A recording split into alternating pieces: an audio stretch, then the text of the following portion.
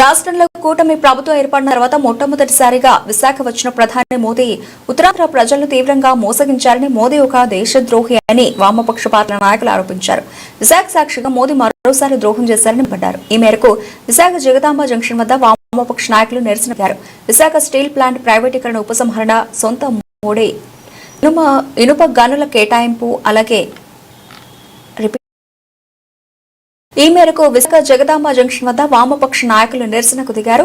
Visakha steel plant ప్రైవేటీకరణ ఉపసంహరణ, సొంత మోడీ ఇనుప గనుల కేటాయింపు, క్యాపిటల్ రీస్ట్రక్చరింగ్ కింద 18,000 కోట్ల రూపాయలపై ప్రధాని ప్రకటన చేయకపోవడం విశాఖకు, ఉత్తరాంధ్రకు మరోసారి ద్రోహం చేయడమే అన్నారు. రాష్ట్ర ముఖ్యమంత్రి చంద్రబాబు కనీసం విశాఖ స్టీల్ ప్లాంట్ పై ఒక్క మాట కూడా మాట్లాడకుండా ఆర్సిలార్ బిట్టల్ స్టీల్ కి అవసరమైన ముడి ఇనుప గనుల సరఫరా, ఇతర అనుమతుల గురించి సాగిలాపడి మాట్లాడడం విశాఖ స్టీల్ ప్లాంట్ కి ద్రోహం చేయడమేనన్నారు. కేంద్ర బీజేపీ, రాష్ట్ర టీడీపీ, జనసేన కూటమి కలిసి విశాఖ స్టీల్ ప్లాంట్ ను మిట్టల్ కి బలిచ్చేలా కుట్ర పన్నినట్లు ఈ రోజు మోదీ బహిరంగ సభతో తేలిపోయిందన్నారు. దీనికి టీడీపీ, జనసేన కూటమి తగిన మూల్యం చెల్లించుకోక తప్పదన్నారు.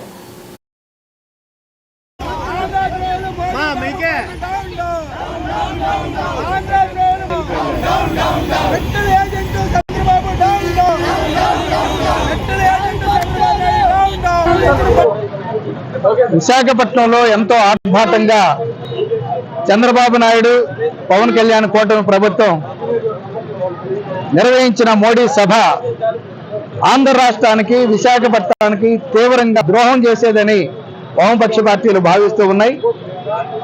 ఆంధ్ర రాష్ట్ర ప్రజానీకం, ఉత్తరాంధ్ర ప్రజానీకం ఎదురు చూశారు. ఈ సభలోనైనా కనీసం విశాఖపట్నం స్టీల్ ప్లాంట్ సమస్యకి పరిష్కారం దొరుకుతుంది, ప్రధానమంత్రి గారి చేత చంద్రబాబు నాయుడు ప్రభుత్వం ఓ ప్రకటన చేపిస్తుందని ఎదురు చూశారు. కానీ ఎటువంటి ప్రకటన చేయకపోగా విశాఖపట్నం స్టీల్ ప్లాంట్ ని నాశనం చేసేటటువంటి ఎత్తుగడ చంద్రబాబు నాయుడు, పవన్ కళ్యాణ్ కూటమి ప్రభుత్వం ఎంచుకుందని మాకు అర్థమవుతూ ఉన్నది. ఆ సభలోనే రాష్ట్ర ముఖ్యమంత్రి చాలా నిస్సిగ్గుగా ఆర్సిఎల్ మెటల్ కి ముడి ఇనుప గనుల్ని ఇందులో ఉన్నట్లు నిన్న మోడీ సభతో పూర్తిగా తెలిసిపోయిందనేటువంటి మేము భావిస్తూ ఉన్నాం. ఇది ఆంధ్ర రాష్ట్రానికి ద్రోహం చేయడం తప్ప మరొకటి ఏం కాదు. ముఖ్యమంత్రి గారు మేము అడుగుతూ ఉన్నాను, అలాగే మీరు రైల్వే జోన్ గురించి సంకలు గుద్దుకుంటున్నారు. అరే మీరు ఏం చేశారు రైల్వే జోన్ గురించి నేను అడుగుతున్నాను. 10 ఏళ్ల క్రితం చట్టంలో పేర్కొన్నారు, విభజన చట్టంలో. అది ఇప్పటి వరకు ప్రారంభం కాలేదు. ఇప్పటికే షేర్లు అమ్మేశారు, డిజిన్వెస్ట్మెంట్ చాలా వరకు అమ్మేశారు. ఈ పోరాటంలో మీరు కలిసి రావాలి. ఎప్పటికైనా మీ ప్రభుత్వం మీద, కూటమి ప్రభుత్వం మీద ఒత్తిడి తీసుకురండి. నా పేరు దేవ, సిపిఐఎంఎల్ ప్రజాపూరు జిల్లా కార్యదర్శిని. మిత్రులారా, నిన్న విశాఖపట్నంలో అనేక నాటకీయ పరిణామాలు జరిగినాయి.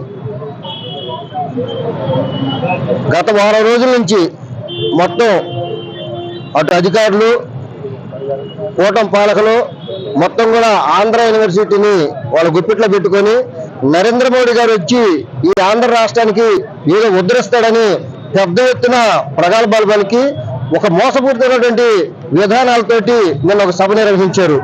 గత 4 సంవత్సరాల నుంచి విశాఖ స్టీల్ ప్లాంట్ ప్రభుత్వ రంగంలో కొనసాగించాలని, విశాఖ స్టీల్ ప్లాంట్ లో ఖాళీ ఉన్న పోస్టును భర్తీ చేయాలని, కేవలం 2 లక్షల కోట్ల రూపాయలతోటి మొత్తం ఆంధ్ర రాష్ట్రాన్ని ఉద్ధరిస్తామని చెప్పేసి నిన్న ఒక వర్చువల్ మీటింగ్ కూడా పెట్టేసి ఓన్లీ ఢిల్లీ నుంచి ప్రధానమంత్రి కోట్ల రూపాయలు ఖర్చు పెట్టి ఇక్కడ రావాల్సిన అవసరం, ఓన్లీ బటన్ నొక్కడం కోసం అక్కడి నుంచి ఇక్కడికి వచ్చి ఒక నాటకీయ పరిణామాలు ఆడాల్సిన అవసరం ఏంటి?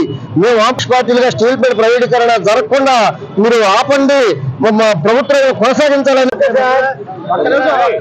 ఆంధ్ర రాష్ట్ర ప్రధానికం డబ్బులు విచ్చలవిడిగా వారం రోజుల నుండి ఖర్చు పెట్టి ఆంధ్ర విశ్వవిద్యాలయం ఇంజనీరింగ్ కాలేజ్ గ్రౌండ్ లో గంట మీటింగ్ కోసం, ప్రధానమంత్రి గారి గంట మీటింగ్ కోసం 2 లక్షల కోట్ల రూపాయలు శంకుస్థాపనలు, ప్రారంభోత్సవాలు చేస్తున్నామని అబద్ధాలు చెప్పించడం కోసం కూటమి ప్రభుత్వం నిన్న చేసిన నాటకం ఆంధ్ర ప్రజలకు తెలిసిపోయింది.